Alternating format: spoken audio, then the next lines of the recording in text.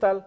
Bienvenidas y bienvenidos a El Derecho y los Derechos en Serio, espacio de reflexión y diálogo sobre democracia constitucional, transformaciones sociales, libertades y derechos. En esta nueva emisión vamos a estar conversando con una invitada que ya nos había hecho el honor de estar con nosotros en este espacio académico, universitario y social, y que se trata pues de una de las mayores expertas con las que cuenta no nada más nuestra entidad federativa, sino nuestro país en la temática de los derechos humanos, con una amplia trayectoria a nivel institucional en este tópico, pero también una destacada catedrática universitaria de nuestra Facultad de Derecho y Ciencias Políticas y de su división de estudios de posgrado e investigación. Me refiero a la maestra María Eugenia Campos Zavala, a quien de nuevo le agradecemos por estar con nosotros, estimada maestra. Muchas gracias, doctor. Le agradezco la gentileza de sus palabras. Para mí es un honor que me haya invitado a su programa que ya se ha consolidado y que se distingue por su profesionalismo y la verdad por los temas tan interesantes que aborda. Muchas gracias por la invitación. Gracias a usted, maestra. Y si le parece, maestra, un tema sobre el cual tenemos que estar reflexionando de manera obligada es el del medio ambiente y los derechos humanos, desde diferentes perspectivas. Una de ellas pues es precisamente la categorización del medio ambiente como un derecho fundamental, que está así reconocido en nuestro artículo 4 constitucional en su párrafo 5, cuando determina que todas y todos tenemos derecho a un medio ambiente sano para el desarrollo y bienestar, que todo daño ambiental en este sentido causará una responsabilidad para quien lo provoque, que esta es una enmienda que se hizo con posterioridad a la incorporación del derecho fundamental, pero que es muy importante porque, como bien sabemos, a partir de ahí ya se establece una ley federal de responsabilidad ambiental. Maestra, ¿cuál es su balance en este sentido de cómo ha ido la evolución y sobre todo la praxis del derecho a un medio ambiente sano en nuestro país? Es bien interesante, doctor, y yo por eso agradezco mucho que usted esté compartiendo estos temas con su auditorio, porque efectivamente desde 1999 en nuestro país tenemos esta reforma constitucional en la que se trata de reconocer el derecho humano al medio ambiente sano, pero además de establecer la responsabilidad estatal. Y hemos tenido también en el área judicial un amparo en revisión, bueno, varios amparos, pero voy a hacer señalamiento de un amparo directo en revisión, donde es muy interesante que se reafirma esta obligación de todas las autoridades de respetar el derecho humano al medio ambiente. Y hago aquí una mención al nombre de este programa, porque justamente Ferrajoli dice que hay que tomar los derechos humanos en serio, y para tomar los derechos humanos en serio, él mismo dice hay que ponerles garantías. Entonces aquí ya estamos viendo cómo se obliga al Estado a garantizar estos medios al decir, tenemos que tener todas las medidas, pero es bien interesante porque el derecho al medio ambiente, hablamos de ecología, y la ecología no la podemos desvincular de la economía, que tienen el mismo prefijo, ¿no? Claro. Oikos, casa.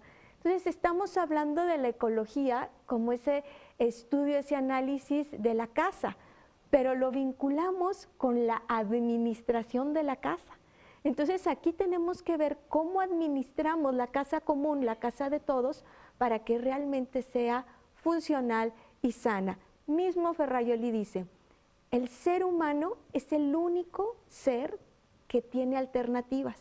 O sea, los otros seres en la naturaleza no las tienen, pero el ser humano tiene alternativas. Pero en cuestiones medioambientales, lo que no tiene es tiempo. Así que tiene que hacer alternativas para poder echar a andar esos mecanismos que garantizan el medio ambiente sano, porque se nos está acabando el medio ambiente.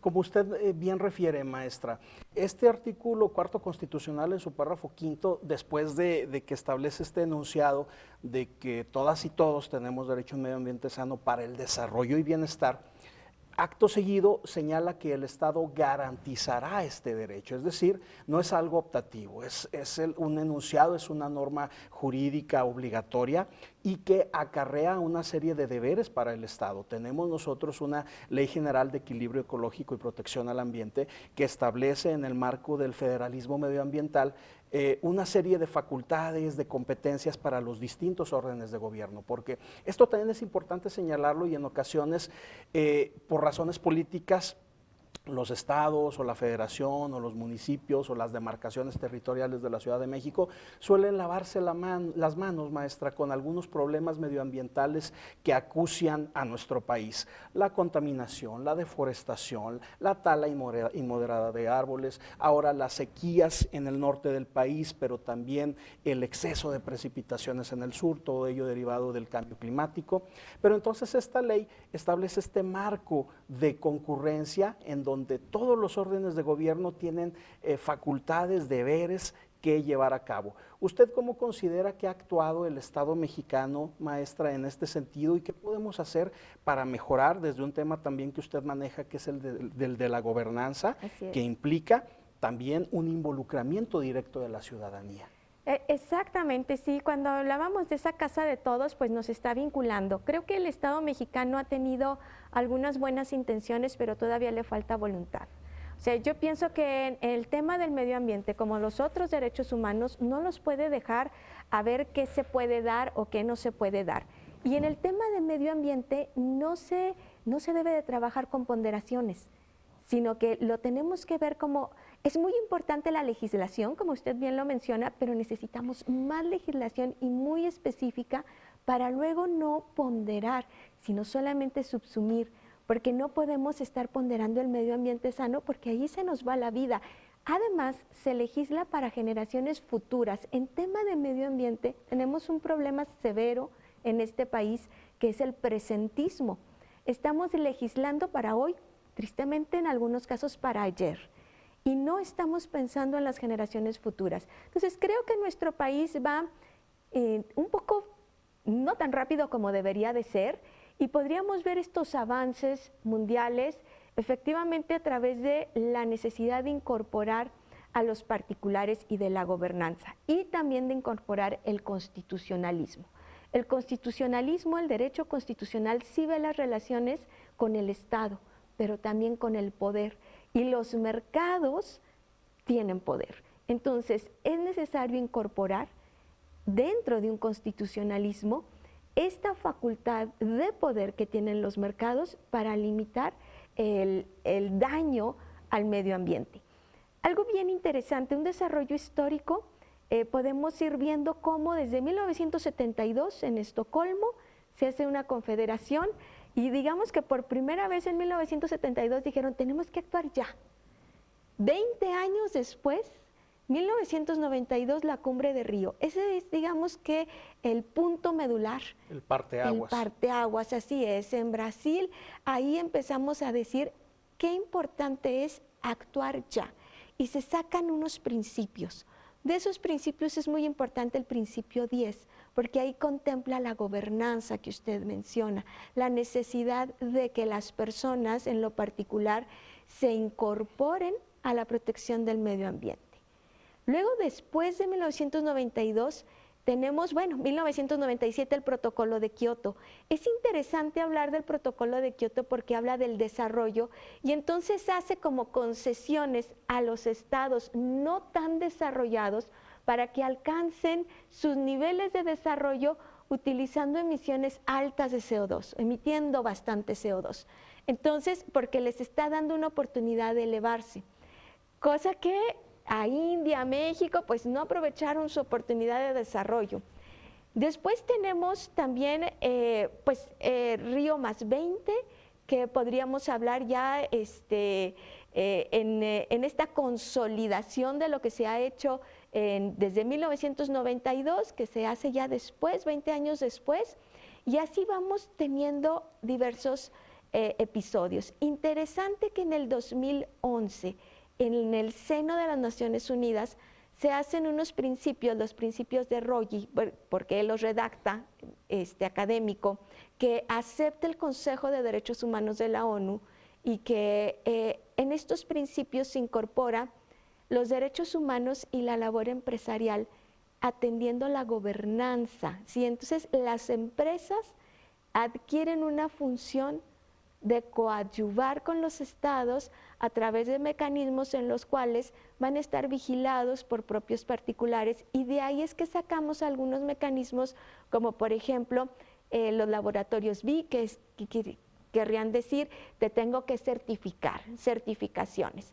No se admiten con estos principios que las empresas digan, bueno, a través de mis políticas de desarrollo social voy a dar empleo a personas con discapacidad a cambio de contaminar poquito.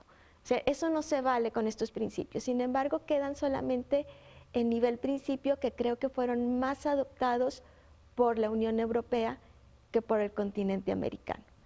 Y en América creo yo que tenemos una buena oportunidad también de darle vida a ese principio 10 de Río, de incorporar la gobernanza con el Acuerdo de Escazú. Y desde 2018 que tenemos este acuerdo, que entra en vigor en el 21 y que bueno, que está trabajando a través de estas cumbres, de estas juntas, se trata de incorporar la sensibilización en las personas y en los grupos para que se incluyan como responsables de la preservación del medio ambiente a través de la exigencia de la información, ¿sí? Y el acceso a la justicia de ellos. Así que todos estos grupos ambientalistas tienen por derecho que se les informe sobre lo que se está haciendo y sobre el daño de las empresas, el daño ambiental que van a causar los proyectos, y además de participar en la justicia, en los procesos legales que hay en cuanto a la restitución o a la reparación del daño por las causas que pudieran o por los daños que pudieran ocasionar estas grandes obras. Así es. Maestra, nos ha hecho un recorrido histórico sobre la multiplicidad de tratados, de acuerdos, de convenios que se han firmado, como usted bien lo menciona, desde los años 70 a la actualidad, que coincide esta década de los años 70 con una concientización en torno a la problemática medioambiental, los problemas de los verdes, incluso el movimiento llamado de los hippies, sí, tomó como una de sus banderas y estandartes el ecologismo.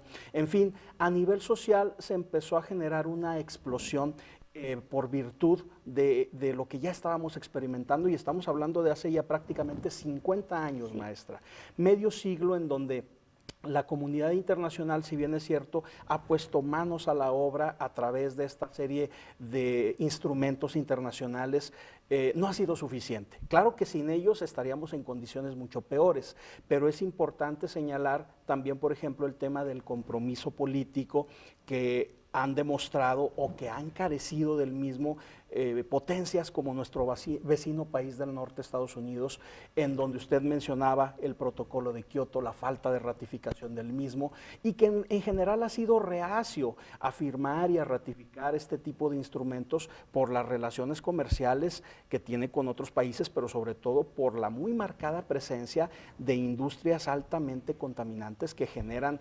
economía, que generan una monetización particular, y que ahí algo muy interesante de lo que usted comentaba al inicio, maestra, hay una desvinculación entre la economía y la ecología. Usted lo dijo en esos términos muy interesantes.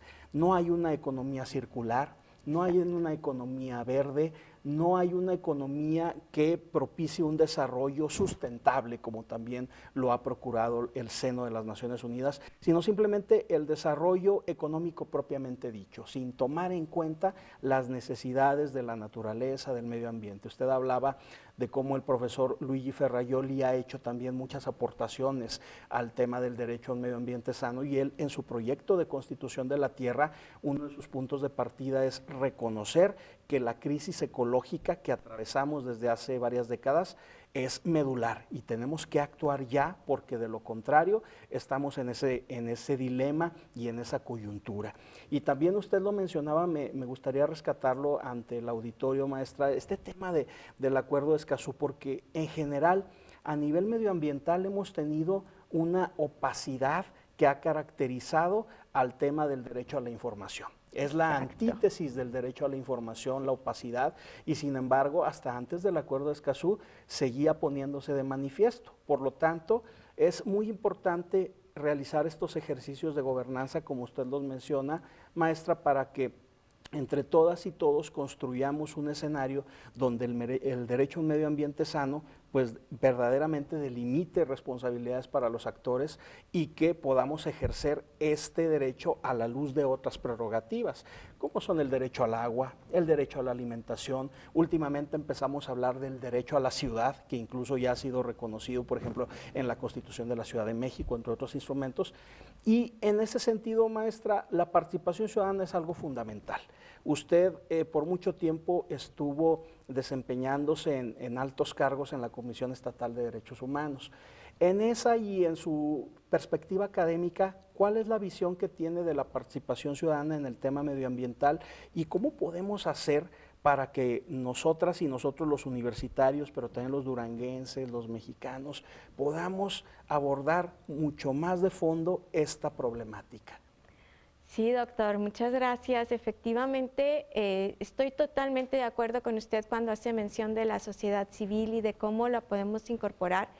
Creo yo que la parte medular es la sensibilización y dar a conocer lo que hay y lo que puede llegar a ser la sociedad civil, porque muchas veces vemos a una sociedad no organizada con muchas ganas, pero sin saber por dónde. Entonces creo que desde la academia tenemos la obligación de informar sobre los mecanismos que existen desde instrumentos jurídicos, pero también las garantías que existen, la responsabilidad que tenemos todas las personas para ser parte de esto. Mencionó usted la palabra límite, ¿no? Algo así como delimitar, usted dijo delimitar.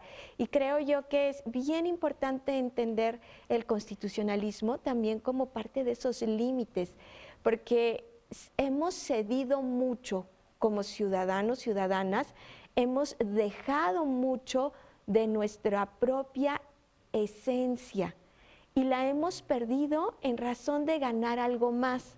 Pero creo que con la difusión de un constitucionalismo, de un garantismo, la sociedad civil puede decir, esto ya no me gusta. No sé por qué, ni tampoco le encuentro justificación legal porque desconozco la ley, pero ya no me gusta. Ya con eso es una ganancia. Y tenemos también la obligación de los grupos que se dedican a la difusión del derecho o los abogados, abogadas, estar con cierto conocimiento especializado en materia medioambiental.